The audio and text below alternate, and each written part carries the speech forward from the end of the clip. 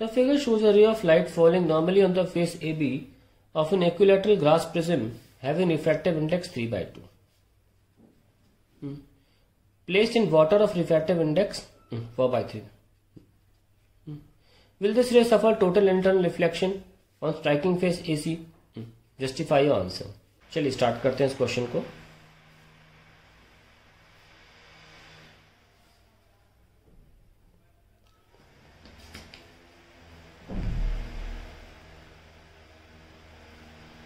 Equilateral है 60 degree, ये 90, ये 30, तो ये कितना हुआ, ये 60 हो गया.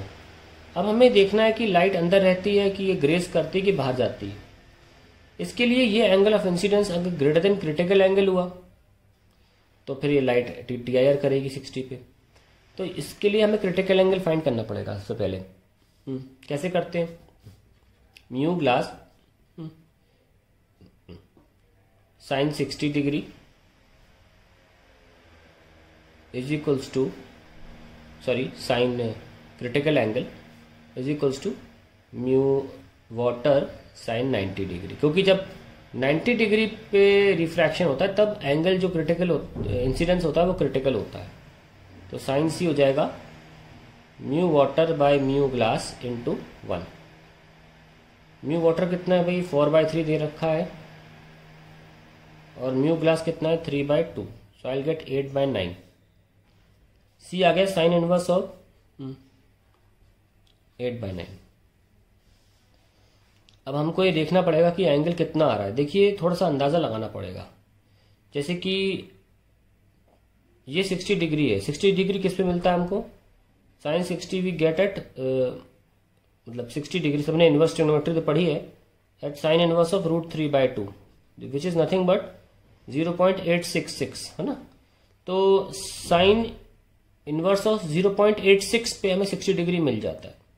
ये 0.86 से ज्यादा है, ये अप्रोक्सीमेटली साइन इनवर्स ऑफ 0.9 लिखा हुआ है. तो क्रिटिकल एंगल जो आया है वो 60 डिग्री से ज्यादा है, ये गारंटी हो जाती है. क्यों मैंने ऐसा बोला, क्योंकि साइन इनवर्स एक इंक्रीजिंग फंक्शन है. अगर ये ज्यादा होगा तो ये एंगल भी ज्यादा आएगा. अंदर की अगर बायो वाले सुन लें, अगर अंदर का नंबर ज्यादा है तो ये एंगल भी ज्यादा होता है. इनवर्स में अगर अंदर का नंबर ज्यादा है तो एंगल भी ज्यादा होता है. √3/2 60 डिग्री के लिए देखा गया वो 8/9 से कम था, इसलिए 60 डिग्री भी सी से कम होगा. तो इस वाटर ग्लास एयर इंटरफेस के लिए क्रिटिकल एंगल 60 से ज्यादा है, इसलिए यहाँ पे TIR नहीं होगा, यहाँ पे लाइट बाहर आ जाएगी. ठीक है, क्या पूछा गया है, will this ray suffer total reflection on striking the surface? No, it will not. No, as the critical angle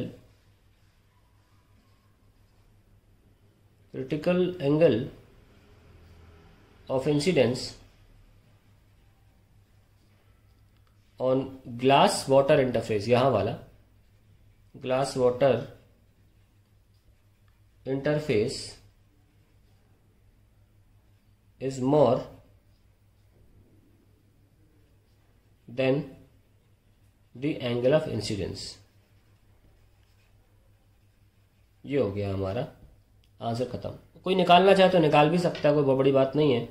कैसे, mu glass sine 60 is equals to mu water sine R. तो आपको ये एंगल निकल जाएगा R, refraction angle. So this is mu glass 3/2 upon पानी का 4/3 into √3/2, it is sine R. तो कितना आया 9/8 इंटू √3/2 दैट इज 0.866. ये करीब 1.125 टाइम्स जाएगा, तो कितना 11 इंटू 8.8 0.9 ही आ रहा है. सो R निकाल लीजिए, साइन इनवर्स ऑफ 0.9 करीब आपका यहाँ पे आंसर आ जाएगा, आसपास आएगा 0.9. तो खैर it is going to be very large refraction angle. हम अप्रोक्सीमेशन ले रहे हैं लेकिन काफी लार्ज रिफ्रैक्शन एंगल होगा. 0.9 तो नहीं होना चाहिए ऐसे, नहीं तो फिर सेम ही आ जाएगा ना ये क्रिटिकल एंगल के हिसाब से. तो अप्रोक्सीमेशन ना लें, ये तो काफी ज्यादा एंगल आएगा. आप कैलकुलेटर में जरूर प्लीज इस वैल्यू को चेक करें और इनवर्स निकाल के देखें कितना एंगल आ रहा है. ठीक है, तो आपको यहाँ पे R की वैल्यू मिल जाएगी. मैंने अभी सॉल्व किया था कैलकुलेटर से. ये जो भी सॉल्यूशन है इसका आंसर आएगा 75 डिग्री के आसपास, ये answer. Question 18, Explain the fringes formation when a white light is used instead of a monochromatic light. Show it with a diagram. काफी इंपॉर्टेंट क्वेश्चन होता है ये, व्हाइट लाइट फॉर्मेशन से इंटरफेरेंस, व्हाइट लाइट से interference formation. देखें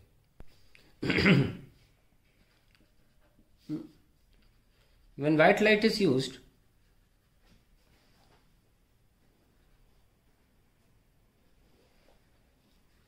white light is used, the central fringe is bright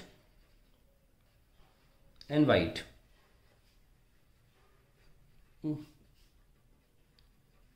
The first fringes after the central fringe on either side of screen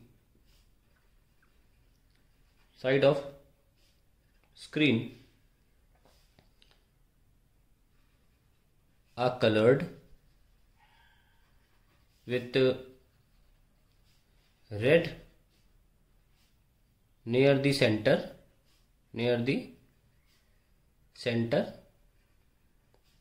and bluish violetish, आप bluish भी लिख सकते हैं केवल, at the end. Diagram देख लेते हैं.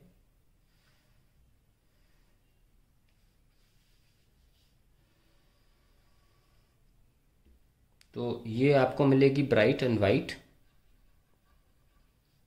और अगला जो होगा इसमें रेड से वायलेट की तरफ जाएगा. ठीक है, यहां भी यही चीज हो रही है. और ऐसा क्यों होता है सुनिए. रीजन, सेंटर पर all the light is travelling same distance. Reason, the light reaches the center from the two slits S1 S2 traveling O ले लो same distance S1O and S2O, hence no path difference and no phase difference.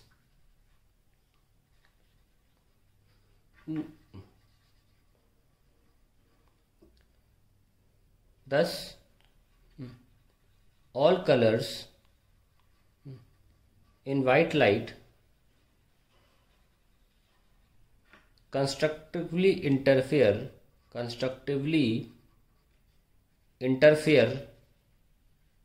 and result in white light. अब बात करते हैं कि दूसरी fringe red से violet क्यों गई. The first fringes on either side of central fringe contain all colors red to violet with red at nearer end.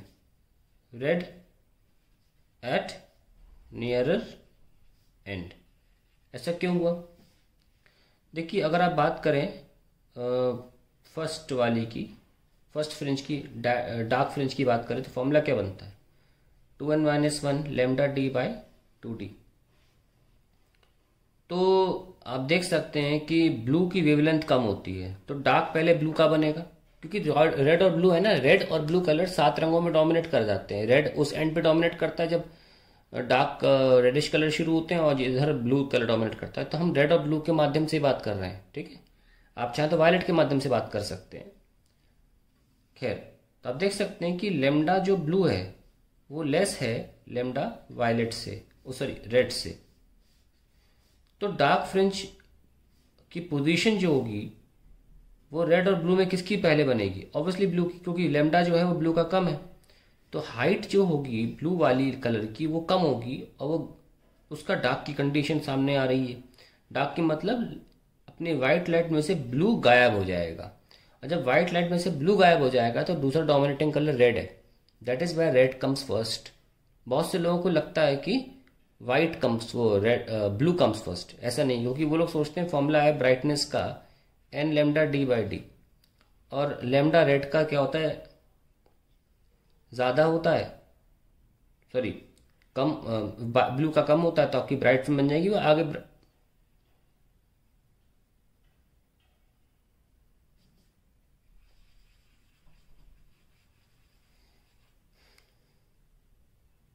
So that is the reason for the formation of the fringes like that. और आगे fringes आप almost they do not exist, यहीं पे जाके खत्म हो जाता है ऑलमोस्ट पैटर्न, ज्यादा आगे जाता नहीं है। तो we just need to write about the first fringes on the other side of the screen.